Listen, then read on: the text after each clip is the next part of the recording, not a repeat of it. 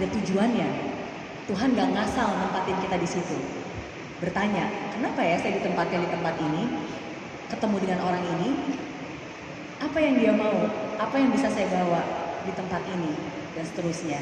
Jadi every position has a purpose, and every purpose has a position. Kalau Anda selama ini mendoakan sesuatu, atau mungkin Anda ada keinginan sesuatu yang ingin Anda suarakan, Anda juga harus mau ditempatkan di tempat yang mungkin Anda nggak pernah bayangkan Anda ditempatkan di tempat itu. Karena every purpose has a position, and every position has a purpose. At least itu yang menjadi keyakinan saya. Thank you. Oke. Berkenan untuk ngobrol sebentar sama teman-teman di forum atau gimana? Boleh, silakan kalau ada yang mau nanya. Bisa berapa ini? Berapa respon, berapa feedback mungkin? Teman-teman ada yang mau ini membantah apa yang disampaikan sama Mary? Siap. Ada? 1, 2, 3. Pendek-pendek aja ya. Gitu. Sebutkan nama, asalnya, dan 1 kalimat poin. Ya, saya Emmanuel Bapak dari Bekasi. Bapak siapa namanya? Emmanuel. Emmanuel. Kita sapa dulu ya. 1, 2, 3. Hai Pak Emmanuel. 1, 2, 3. Hai Pak Emmanuel. Ya, banyak orang jatuh walau maunya sukses. Pertanyaan saya, bagaimana agar orang bisa lekas pulih dari kejatuhan, karena beban yang ditanggung ketika jatuh itu begitu berat, sehingga dengan beban itu tidak mudah orang untuk bangun kembali. Nah, dari pengalaman Bu Mary, bagaimana untuk membangkitkan kembali semangat yang ada dalam diri, benih-benih yang masih tersisa itu agar mekar kembali dan menjadi modal untuk maju lebih baik. Terima kasih. Terima kasih Pak Emmanuel. Mohon maaf, saya di kode udah sama timekeeper nih ya, kesepakatan panitia gitu ya, memang waktunya ketat banget. Jadi mohon maaf, di forum kali ini baru 1 pertanyaan dulu yang akan ditanggapi langsung sama Mary gitu. Silakan. Siap, terima kasih. Oke, memang kalau kita gagal, hati terasa nggak baik, semua serba buruk, pikirannya jadi buruk, perasaannya juga jadi buruk, dan seterusnya. Tapi saya punya 2 langkah biasanya Bapak. Yang pertama, saya selalu percaya bahwa everything happens for you. It's not everything happens to you. Jadi semua hal itu terjadi bukan terjadi untuk kamu, tapi memang dijadikan untuk kamu gitu. Jadi ketika saya percaya bahwa everything happens for me, jadi ya ketika Tuhan yang mengizinkan untuk terjadi, ya memang walaupun pahit, walaupun sakit, walaupun kita kadang nggak ngerti, tapi selalu berprasangka baik bahwa pada akhirnya niatnya pasti baik dan pada akhirnya pasti ini untuk kebaikan Tuhan. Jadi saya selalu tetap berprasangka baik apapun kejadiannya, walaupun tidak mudah. Nah, dari berprasangka baik itu saya akan mencoba mendisiplinkan dan memaksa untuk mengucap yang baik. Karena apa yang kita ucapkan setiap kata adalah doa. Jadi saya selalu mengingat kembali, salah satu ayat favorit saya adalah don't worry about anything, but pray about everything and be thankful for what God has done. Jadi kadang-kadang ketika kita gagal, ya kita kan khawatir. Satu hal yang membuat kita nggak bisa maju, sesungguhnya 2 hal Pak. Kegagalan di masa lalu dan kekhawatiran di masa depan. Dan biasanya itu yang membuat kita nggak mau maju dan nggak mau forward lagi. Karena kita selalu terbelenggu akan kegagalan di masa lalu. Dan kita khawatir untuk masa depan seperti apa. Nah, jadi cara saya setiap kali saya berada di dalam titik terendah, yang cuma bisa memperbaiki kita ya menciptakan kita. Tapi kadang-kadang gimana caranya? Susah. Kadang-kadang saya juga susah untuk mulai berdoa, tapi saya suka bernyanyi. Jadi saya akan mulai dengan praise, buat saya pribadi ya. Karena saya ingat mama selalu bilang, kamu kalau nyanyi puji-pujian itu nilainya 2 kali lipat daripada doa. Jadi dari kecil saya selalu dibilang gitu. Jadi biasanya saya suka nyanyi. Jadi kalau saya lagi down, saya at least mendengarkan lagu-lagu yang positif, lagu-lagu rohani, dan dengan situ akhirnya akan mulai. Kadang-kadang kan kata-kata di lagu itu bisa merepresent apa yang kita rasakan. Dari situlah akhirnya saya mulai berkata-kata yang baik, akhirnya saya mulai bisa berdoa, dan akhirnya saya mulai bisa positif lagi dan ingat kembali kebaikan-kebaikan Tuhan. Don't worry about anything, but pray about everything. And be thankful, ingat kembali kebaikan apa. Kalau Tuhan pernah mengangkat kita dulu, Tuhan juga pasti akan bisa mengangkat kita sekarang. dan berprasangka baik. Gimana kita bisa tahu bahwa Tuhan adalah Maha Penyembuh kalau kita nggak pernah sakit? Gimana kita bisa tahu bahwa Tuhan Maha Pemberi kalau kita nggak pernah kekurangan? Jadi biasanya itu yang membuat saya selalu bisa bangkit lagi, mengingat kembali kebaikan Tuhan atas hidup saya. Semoga bermanfaat Bapak. Terima kasih. Hadir kali ini karena jarang-jarang lo belum tahu, belum tentu 5 tahun lagi entah udah di posisi wapres kan atau apa gitu kan, kita nggak tahu gitu ya. Amin gitu ya. Baik, Mary, terima kasih banyak atas semangatnya ya. Kalau menurut saya sih kayaknya sebelum api ada, Mary Riana udah menyala. Aduh, bisa ya semua Iya, kebaikan memang dan kemurahan hati Tuhan. Iya. Sekali lagi terima kasih. Poin yang dia sampaikan tadi itu memang mendasar sekali kalau menurut saya ya. Jadi mulai dari mindset gitu kan, bertahan gitu ya, dan kemudian berani untuk bertindak gitu.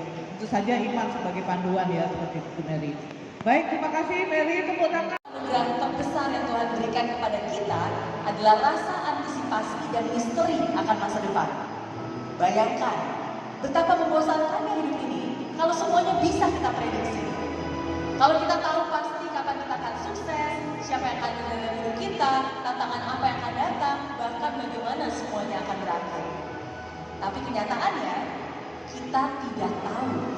Dan justru karena kita tidak tahu, maka kita punya ruang untuk percaya, ruang untuk berharap, ruang untuk bermimpi. Sebab hidup ada tarian antara harapan dan keberanian. Saya tidak tahu di titik mana Anda berada saat ini. Apakah Anda sedang berada dalam puncak semangat Anda? Atau justru di lembah kesendiriannya? Tapi saya ingin Anda tahu satu hal. Anda tidak sendirian. Kamu tidak sendirian. Saya pun pernah merasa takut. Saya pun pernah merasa ragu. Tapi saya belajar satu hal yang mengubah segalanya. Ketika kamu memilih untuk menghadapi semua dengan keberanian dan iman, kamu sedang membuka pintu untuk keajaiban-keajaiban Tuhan yang luar biasa. Hidup bukan tentang segalanya harus sempurna dulu, tapi tentang keberanian untuk melangkah, walau masih ada kegelisahan di hati. Dan saat kamu memilih untuk tetap melangkah, saat itulah Tuhan berjalan bersamamu. Mungkin perubahan hidupmu tidak dimulai dari panggung yang besar. Mungkin tidak datang dari seminar yang mewah atau sesuatu pekerjaan yang besar. Mungkin semuanya akan dimulai dari sebuah hal yang sederhana. Satu keputusan kecil hari ini yang Anda buat hari ini. Dan disitulah perjalananmu dimulai. Saya tidak tahu apa yang akan Anda kerjakan setelah ini, tapi saya punya satu harapan besar. Semoga Anda tetap punya keberanian untuk percaya meski belum melihat. Semoga Anda tetap punya kekuatan untuk melangkah meski belum sampai. Semoga Anda tetap punya semangat untuk bangkit meski pernah jatuh berkali-kali. Karena saya percaya Anda bukan orang biasa. Anda ada di dunia ini bukan kebetulan. Tuhan tidak menaruh Anda di sini hanya untuk sekedar lewat. Anda ada bagian dari rencana besarnya. Dan jika hari ini Anda ada di tempat ini, itu bukan kebetulan, itu bukan tanpa alasan. Tapi karena Tuhan ingin menyampaikan sesuatu kepada Anda. Melalui hari ini, melalui sesi ini, melalui suara hatimu sendiri. Jadi sekarang, jadilah terang. Terangi keluargamu, terangi komunitasmu, terangi bangsa dan generasimu. Karena kita butuh lebih banyak terang di dunia yang mulai letih dengan kegelapan. Dan saya percaya Anda bisa menjadi terang itu. Pak Richard Bagun, Kompas. Sebagai konsep, visi Indonesia Emas 1945 sangat jelas dan tegas. Targetnya pun sangat jelas. Indonesia menjadi negara makmur, sejahtera, adil pada peringatan 100 tahun Indonesia.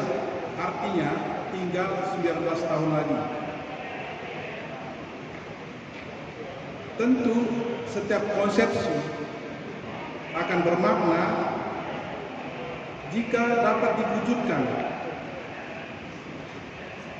tanpa eksekusi, tanpa implementasi, maka konsepsi, gagasan, visi akhirnya dianggap sebagai utopia, dianggap sebagai ilusi, bahkan halusinasi.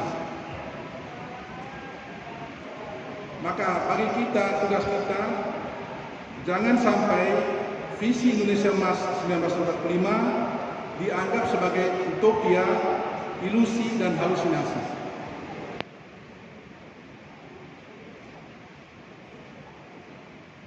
Dan kita semua sepertinya dituntut untuk berpacu melawan waktu karena tinggal 19 tahun lagi. Nah, sebagai referensi, tentu menjadi pertanyaan, apa yang kita bisa buat dalam 19 tahun? Sementara kita mendapat kesempatan 80 tahun merdeka, tetapi sama sekali, bukan sama sekali, tidak ada lompatan kemajuan, seperti yang dilakukan misalnya Cina, Korea Selatan, Singapura, yang merdekanya jauh di belakang Indonesia. Indonesia adalah negara pertama yang merdeka setelah Perang Dunia Kedua. Tetapi dalam mendorong kemajuan, terjadilah kedodoran.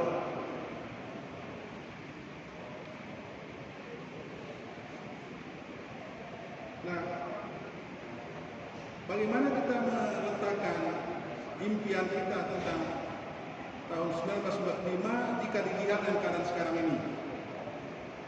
Dari gambaran sekarang ini serba kedodoran. Tadi sudah disebutkan oleh Romo Manis, di dalam politik budaya kekuasaan kita itu koruptif, ekonomi kedodoran, kemudian kebudayaan juga kedodoran, angka kemiskinan, kekurangan gizi, dan ketimpangan pembangunan masih tinggi. Tadi disebutkan oleh Pak Haji juga bahwa tingkat IQ kita itu termasuk terendah di dunia. Nah, belum lagi ini yang menjadi keluhan dari Venezuela, pemikir Venezuela, kita tahu Moses Naim, dia mengatakan bahaya terbesar sekarang ini adalah mafia state,